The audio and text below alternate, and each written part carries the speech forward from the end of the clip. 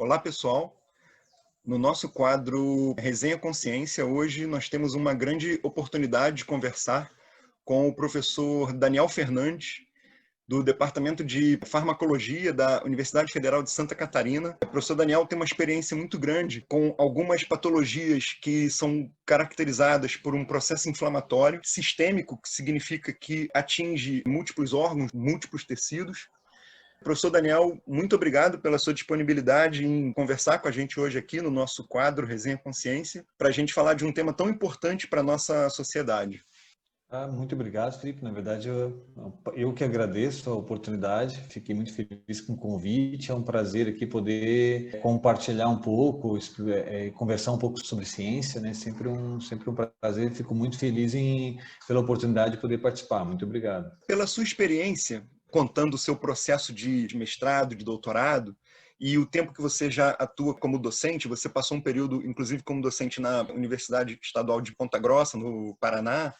O que você tem para falar para a gente sobre as complicações, né, sistêmicas de um processo infeccioso, um processo inflamatório? Eu comecei trabalhando justamente, né, como você falou, já há algumas décadas, né, quando a gente considera a pós-graduação, né, então na pós-graduação eu trabalhei muito com sepse, né, que é um processo infeccioso generalizado e que gera uma inflamação sistêmica bastante dramática, assim, bastante intensa, que gera então lesão de muitos órgãos, acaba gerando a morte, né, uma doença de mortalidade alta.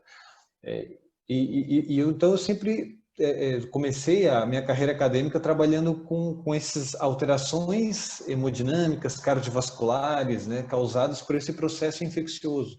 Então, esse sempre foi o meu olhar, né, de estudar essas alterações cardiovasculares. Mas, nesse caso, por uma doença inflamatória bastante intensa. Né? Como você até comentou que eu passei um tempo como docente na Universidade Estadual de Ponta Grossa, no Paraná, e foi justamente lá que eu conheci pessoas, vários pesquisadores da área de odontologia e que trabalhavam muito com periodontite, né? Eram vários periodontistas, né, mesmo, de formação. E o que é a periodontite? É uma infecção na cavidade bucal. Então, no primeiro momento, aquilo até não me atraiu muito, né, porque eu costumava estudar as coisas de forma mais sistêmica, generalizada, né, e essa era uma inflamação aparentemente, bastante local. Isso era muito comum, né, algum tempo atrás, trabalhar com a hipótese de uma periodontite ser uma inflamação muito localizada, mas não é bem assim, né? Não, não é exatamente. Quando a gente começou a olhar alguns dados na literatura, né, que mostravam que essa periodontite, né, que assim de uma forma bem simples, então ela é uma infecção que atinge o tecido de suporte do dente, né, e isso pode acabar então afetando toda a estrutura do dente. Em casos mais graves pode levar até a perda de um dente.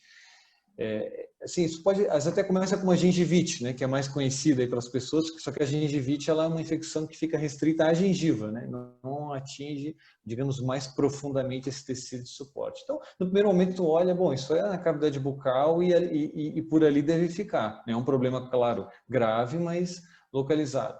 Mas aí, como eu estava comentando, começaram a surgir alguns trabalhos na literatura mostrando uma relação entre periodontite e um risco aumentado de doenças cardiovasculares. Bom, e aí isso já me chamou a atenção. Eu fiquei muito interessado quando eu fiquei, bom, mas como que uma doença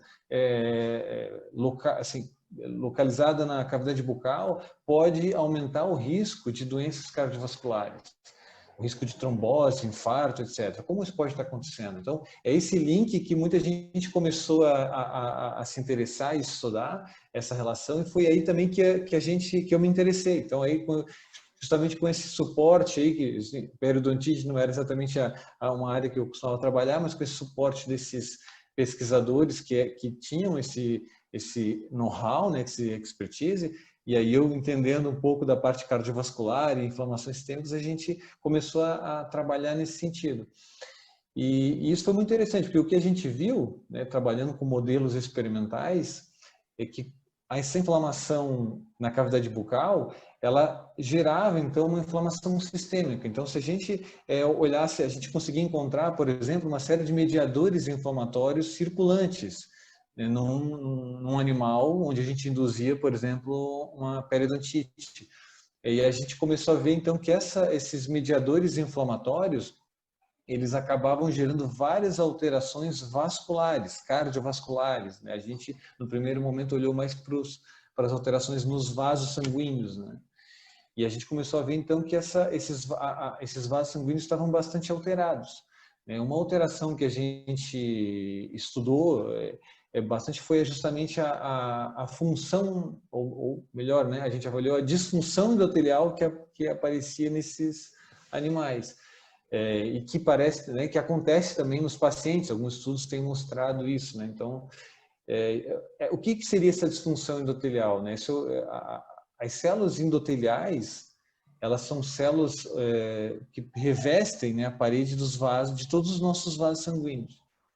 Durante algum tempo se achou que era simplesmente uma camada de células que separava o sangue Sim. das demais camadas do vaso, mas com o tempo se viu que não, que são uma camada de células muito importante, que elas produzem vários mediadores, várias substâncias protetoras para o nosso organismo. Eu vou citar uma que ela é bastante estudada e muito importante, que é o óxido nítrico.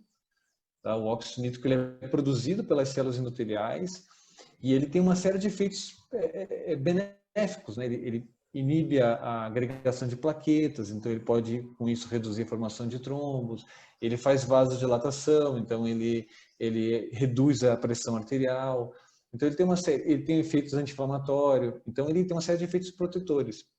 E essas células endoteliais estão constantemente produzindo esse óxido nítrico, né, que tem um efeito benéfico. Bom, o que acontece então na periodontite? Acontece essa inflamação que se achava que era local, ela não é só local, ela acaba, uma série de mediadores inflamatórios acabam atingindo a circulação, e quando o mediador inflamatório, citocinas, elas estão na circulação, assim, digamos, a primeira camada de células que eles vão encontrar são justamente as células endoteliais, né? Então, se a gente se imaginar dentro de um vaso sanguíneo, que a gente vai olhar ao nosso redor são células endoteliais. Você mesmo bem explicou, né, que em todos os vasos que nós temos, esse revestimento interno ele é feito pelas células endoteliais. Teoricamente, se você tem essa célula como alvo, né, no seu estudo, você não pode se preocupar só com um determinado local, né, com um determinado sítio de uma inflamação ou de uma infecção, porque todos os nossos órgãos vão ter contato com essas células endoteliais ou talvez com os fatores que elas estejam produzindo naquele momento, né? Sim, exatamente. Isso poderia ter ligação, então, com o aspecto de uma inflamação sistêmica. É exatamente isso. A partir do momento que essas células estão disfuncionais, né, por isso que a gente chama de disfunção endotelial, ocorre, por exemplo, redução na produção de óxido nítrico, que tem um efeito protetor. Essas células começam a produzir outras proteínas inflamatórias na superfície e isso contribui para a atração de leucócitos, que são as nossas células de defesa que estavam circulantes, para irem em direção aos tecidos. Então, eles começam a inflamar os diferentes tecidos. Então, se a gente olhar para o coração, para o fígado, para o rim, todos esses tecidos, eles estão alterados. Isso começa muito com essa disfunção endotelial, porque, como você falou, essas células elas estão revestindo os vasos de todo o nosso organismo. Então, assim, é uma célula, quando a gente olha para o vaso, é uma camadinha, digamos, fina, né? Quando a gente compara ali com as outras camadas, mas no conjunto, as células endoteliais têm algumas estimativas aí indicam que, por exemplo, a gente tem um adulto de 70 quilos, tem mais ou menos 3 quilos de células endoteliais. Né? Então, se a gente colocar isso em área, né, seria mais ou menos meio campo de futebol, assim, de células endoteliais, né, se a gente pudesse espalhar elas. Né? Então, muitos autores aí falam que talvez seja se a gente pudesse considerar ela um órgão, aí seria talvez um dos maiores do nosso organismo. E o que é mais interessante é que ela está totalmente interconectada, né? Então, sim, ela ganha uma relevância muito grande. Sim, exatamente isso. Então, a gente começa a ter essa disfunção endotelial, isso que a gente tem estudado muito, né? Então, a gente percebe E a grande vantagem de estudar isso no modelo animal, que é o que a gente faz, é que a gente tinha a possibilidade de avaliar bem esse vaso, né? Tirar, fazer histologia, fazer uma série de análises e ver que, de fato, essas células elas estão inflamadas, estão alteradas. A gente fez tem alguns dados funcionais mesmo, mostrando que ela não responde adequadamente. E isso, então, vai gerando toda essa alteração sistêmica. E aí isso é o ponto muito interessante, né? Aquela inflamação, né? Voltando, né, que a gente está falando da periodontite, aquela inflamação na cavidade bucal, que já é um problema, obviamente, né, para a pessoa, porque aquilo pode gerar uma série de complicações locais, mas ela não fica restrita àquele problema local, né? Então, assim, existem vários hoje trabalhos na literatura associando, então, a presença da periodontite, dessa infecção, inflamação local, com uma série de complicações sistêmicas. A gente tem olhado até mais aspectos cardiovasculares, né, porque eu trabalho nessa linha, mas tem muitos outros autores, aí, pesquisadores, mostrando até que diabetes e uma série de outras complicações podem estar tão associadas com a periodontite, e justamente por essas alterações sistêmicas. Sim. Você acha, então, que num processo de restauração da produção de óxido nítrico, trazendo para uma normalidade, essas disfunções endoteliais, elas ficariam mais sob controle, por exemplo? Então, a gente estudou e tem avaliado algumas alternativas, né? Assim, é claro que eu até, assim, eu não sou periodontista, né? Não é essa a minha área, mas até uma coisa que é importante deixar claro é que, de uma maneira geral, assim, a periodontite, existe alguns procedimentos, o tratamento, assim, é basicamente cirúrgico, né? É possível fazer alguns procedimentos para retirar aquela infecção, mas isso não controla todo mundo, né? Existem pacientes que, por fatores genéticos, eles têm uma predisposição até periodontite, isso é muito difícil de ser controlado. Então, a gente tem avaliado algumas alternativas interessantes. E uma delas é justamente com a ideia de repor o óxido nítrico, né? Já que esse é um dos mediadores chaves. Muita gente, inclusive, define disfunção endotelial como uma redução de óxido nítrico. Isso é uma definição simplista, porque quando a célula entra em disfunção endotelial, quando tem a disfunção endotelial, há uma alteração de muitos mediadores, né? Muitos passam a ser produzidos e muitos que deixam de ser produzidos, e é esse desbalanço que gera o problema. Mas isso é só para dar a noção de como o óxido nítrico é importante nesse processo. Muita gente chega a definir, olha, disfunção endotelial é uma redução da produção de óxido nítrico. O óxido nítrico, embora quimicamente, né, uma molécula muito simples, né, um nitrogênio e oxigênio, mas de relevância biológica absurdamente ímpar, assim. significativa. E aí uma estratégia muito interessante, como é que o óxido nítrico é produzido, né? Então existe uma enzima chamada de óxido nítrico sintase endotelial, né? Essa é uma nomenclatura que tem mudado um pouco até, mas é o nome ainda mais usado.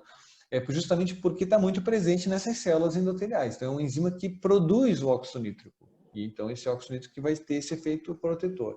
Bom, quando o paciente tem uma periodontite ou qualquer outra situação, inflamação sistêmica que gere disfunção endotelial, ele tem uma redução na atividade dessa enzima, ou na atividade ou na expressão, né, dessa enzima, e aí isso gera ou seja, ou não vai ter enzima ou a enzima não vai estar funcionando adequadamente. Isso vai gerar uma redução na produção do óxido nítrico, que seria importante. Então, isso está se instalando aí um quadro de disfunção endotelial. Sim.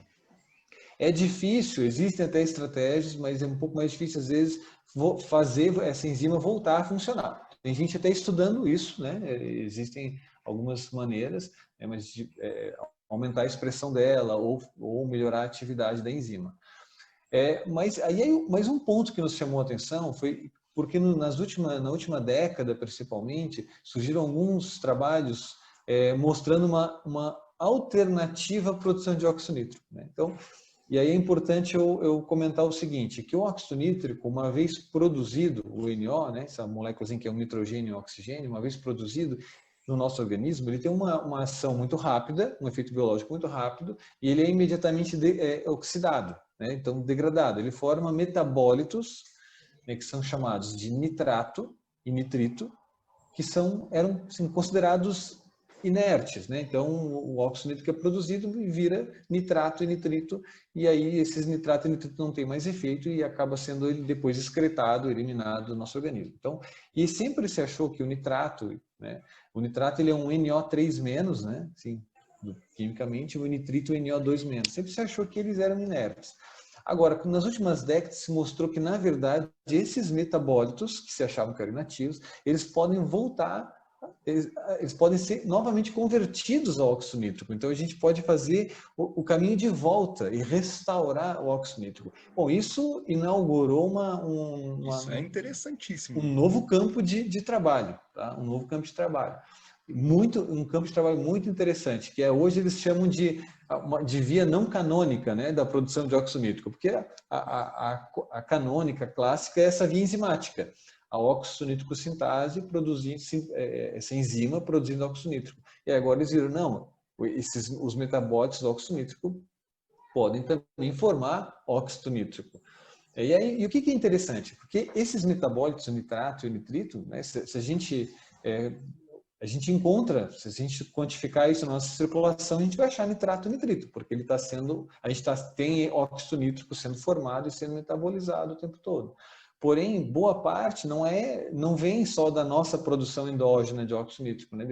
Vem da dieta, né? Então, principalmente o nitrato, né, que é o NO3-, ele é rico em uma série de vegetais, principalmente, né? Então, e isso até despertou muito interesse, né? Porque, pô, se tem nitrato em vegetais, principalmente essas folhas verdes são ricas em nitrato, beterraba é rica em nitrato, e muita gente começou, isso até despertou muito interesse. Bom, o que se viu então? Quando uma pessoa ingere esses alimentos ricos em nitrato, ou se administrar nitrato à pessoa, né? Então tem até alguns estudos com isso, com cápsulas de nitrato, né?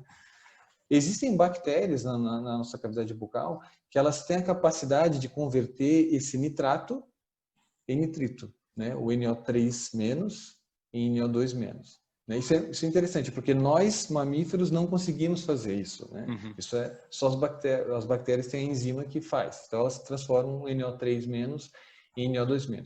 Então, o nitrato da dieta virou nitrito agora. E esse nitrito, aí ele vai ser absorvido no estômago, ele praticamente já no estômago mesmo, ele é bastante absorvido, né? O resto vai ser absorvido no intestino. Na circulação existem algumas enzimas e algumas proteínas, né? Não só enzimas, assim, mas algumas proteínas que conseguem converter o NO2, ou seja, esse nitrito, de volta ao óxido nítrico. E olha só que interessante, então. Então a gente refez o caminho, né? E esse caminho independe da enzima óxido nítrico sintase. O nitrato, né? Na verdade eu estava pulando um pouco, mas o nitrato que também que eventualmente não é convertido na boca, porque é uma passagem rápida, né? Sim. Não é convertido ele vai cair ele vai chegar no estômago, também vai ser absorvido, vai cair na circulação. 75% dele vai ser eliminado facilmente pelo rim. Mas e aí que vem outro ponto interessante. 25% vai ser jogado, né, de novo na cavidade bucal pelas glândulas salivares. Então, isso é o que eles chamam de um ciclo enterossalivar, né? Então, assim, ele vai ser absorvido, volta para a boca e fica circulando durante um período razoavelmente grande, o nitrato. E aí ele vai sendo convertido em NO2, nitrito, e esse nitrito é absorvido e vira óxido nítrico. Então, isso é muito interessante, porque o que eles têm visto é que uma dieta rica em nitrato, nesse NO3-, fica mantendo esse círculo no nosso organismo por um período razoavelmente grande, né? Assim, a meia-vida do nitrato na circulação é em torno de 5 a 6 horas, né? Se a meia-vida é o tempo de decaimento, então fica mantendo. Então tem estudos já, por exemplo, que onde se administrou nitrato para os pacientes, e já tem estudos que fizeram isso tanto dando cápsula de nitrato, pegou o nitrato, né? Fez uma cápsula, deu ao paciente, e tem estudos que deram, por exemplo, suco de beterraba, estudos sim, bem feitos, bem controlados, com suco de beterraba, que é rico em nitrato. E isso aumenta, eles quantificaram na circulação, aumenta os níveis de nitrato, aumenta os níveis de nitrito. Muito interessante. Né? aumenta isso, né? Eles conseguiram mostrar que estava de fato virando óxido nítrico e reduz pressão arterial, diminui a agregação plaquetária, melhora a função endotelial. Né? E por que eu estou contando tudo isso? Né? Na verdade, foi isso que a gente fez na periodontite. Né? Então, a gente fez uma periodontite experimental, administrou nitrato na água para os animais, né, que tinham. Né? Então, eles ficavam bebendo durante dias o nitrato. E o que a gente viu? Que, de fato, esse nitrato gerou um aumento na produção de óxido nítrico nesses animais, melhorou a função endotelial deles. Né? Então, assim, é um bom indicativo de que existem estratégias, né, para se reverter, pelo menos parcialmente, né, essa disfunção endotelial. Professor Daniel, muito obrigado pela sua aula. Infelizmente, o nosso tempo é muito curto, né? A gente tem um assunto tão importante, né, com uma grande quantidade de dados recentes, né, do seu grupo. Sobre isso, não tem problema, a gente vai disponibilizar aqui como link. Como eu disse, infelizmente, o nosso tempo é muito curto. E eu já lhe convido para uma próxima, para uma parte 2, vamos chamar assim, porque, sem dúvida nenhuma, você vem desenvolvendo um trabalho muito importante para a nossa sociedade, com uma perspectiva de melhoria de qualidade de vida, né, num futuro muito próximo aí. E a gente está precisando conhecer melhor, né, esses mecanismos que trazem alguma complicação, e uma vez que a gente conhece esses mecanismos, a gente consegue até prevenir, né, de uma patologia, né? Então é muito importante esse contato com especialistas como você, né, que tem essa perspectiva de trazer um benefício significativo, né, para a sociedade como um todo. Tenho um grande prazer de ter tido essa conversa com você aqui hoje. Mais uma vez, muito obrigado pela sua contribuição no nosso quadro Resenha Consciência. Eu que agradeço, Felipe. Foi um prazer assim, falar sobre ciência. É sempre um prazer. Gosto muito assim, fiquei muito feliz com o convite e muito satisfeito em poder participar e contar um pouquinho das coisas que a gente tem feito aí. Agradeço muito o convite, né, e gostaria até de deixar registrado aí meus parabéns por essa iniciativa, né, desse projeto aqui do Resenha Consciência. Isso é fantástico. Eu acho que a gente precisa muito disso, né? O atual cenário aí que a gente tem vivido no Brasil tem mostrado a importância de a gente levar e divulgar a ciência e mostrar o que a gente tem feito nas universidades, levar esse conhecimento para todo mundo, e mostrar como é que você faz ciência, comentar sobre ciência, né? Eu acho que isso, assim, mais do que nunca a gente percebeu que a gente não pode só ficar na bancada fazendo os experimentos, mas a gente tem que ter contato e mostrar a cara e conversar sobre o tema e levar essa informação. Então, eu agradeço muito pela essa oportunidade. Eu vou te falar que foi exatamente essa sua fala que me motivou, né? Foi exatamente pelo motivo que você tá falando para mim, que me fez sair de uma zona de conforto, né? Que era eu ficar na bancada, no laboratório, e muito distante da sociedade como um todo, né? E eu me vi num momento que era crucial sair dessa zona de conforto e aproximar um pouquinho mais o que a gente faz como ciência, né? Como uma atividade científica, e mostrar para a sociedade, e a gente espera um retorno, né? Muitas informações que a gente leva para fazer um teste num laboratório são geradas a partir de um conhecimento da própria sociedade, né? Então tem essa via de mão dupla, né? Então isso realmente você tocou num ponto certinho. Foi exatamente esse motivo que me trouxe para o canal chamado Resenha Consciência. Fantástico. E essa contribuição que vocês estão passando, né, para a gente aqui está sendo muito motivador para que a gente possa continuar trazendo mais informações tecnicamente seguras, né? A gente está vivendo um momento muito crítico quanto a isso, e a presença do especialista com os trabalhos que vêm sendo publicados, não só do especialista que vem nessa conversa, mas outros grupos, né, que também trabalham nessa mesma linha, dão uma base segura para que a gente possa entender um pouquinho mais sobre um determinado tema, né? Então essa de fato é a nossa proposta.